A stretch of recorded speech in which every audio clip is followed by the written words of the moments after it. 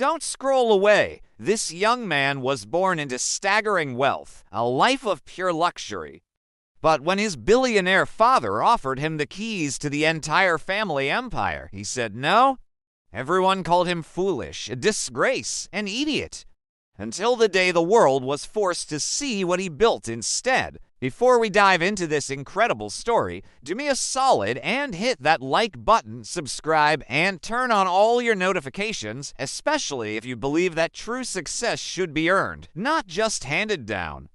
Let's talk about Leonardo Hayes. Growing up, Leo's world was literally gold-plated. We're talking private jets, sprawling mansions, and a global empire meticulously built by his father, one of the most powerful and feared CEOs in the entire country.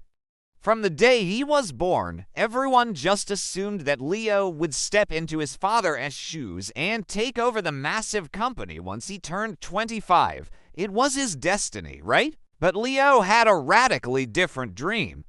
He didn't want to just inherit power, he wanted to create it from scratch. While his father was busy running a multi-billion-dollar oil company, a young Leo was secretly sketching out business ideas on restaurant napkins, dreaming of building something that was truly his own. He imagined a future that was cleaner, smarter, and infinitely bolder than the one he was being offered.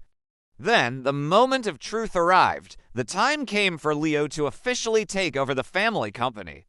He walked into that grand, intimidating boardroom filled with the most powerful people he knew. He looked his formidable father straight in the eyes and said, with a voice that didn't shake, "Dad, I don't want your empire. I want to build my own." You could have heard a pin drop.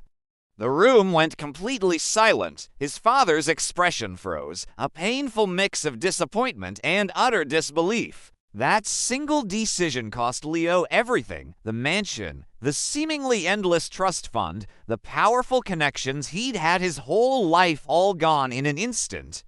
But as Leo walked out of that room, he carried something with him that no amount of money could ever buy: a crystal clear vision. He immediately moved into a tiny, cramped apartment. For months, he survived on nothing but cheap coffee and sheer courage, pulling 18-hour days, pouring his heart and soul into his startup idea. His dream was to create a renewable energy platform that could provide free, clean power to remote villages that had lived in darkness for generations.